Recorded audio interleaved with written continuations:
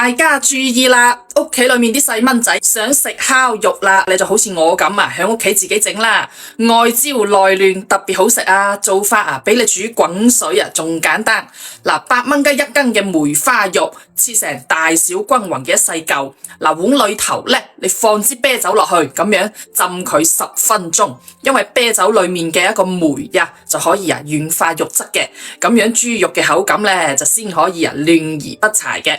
浸好嘅豬肉啊，加入薑、蔥、一殼生抽，擠翻少少蠔油，再打入一個雞蛋噃，嗱，一殼澱粉咁樣炸拌均勻，醃10分鐘啦。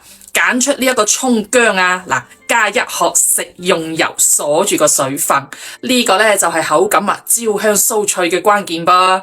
鑊裏面呢就熱油，落呢一個醃好嘅豬肉，全程細火慢慢煎佢。不知不覺我都已經分享咗成1000道嘅一個美食家常菜教程啦。最近一直都冇得到你嘅認可同埋小紅心，真係太慘啦！你幫幫忙咧，點翻一個咧，真係多謝晒大家先啦。嗱，煎香到佢咁樣焦香熟透啦，好食嘅關鍵嚟啦，就係滲翻啲呢一個蒜香椒鹽粉落去，其他乜嘢調味料都唔使俾噶啦。嗱，快速兜兜兩嘢，翻炒均勻出鑊。嗱，咁樣整出嚟嘅一個豬肉真係外焦內嫩，鮮嫩多汁。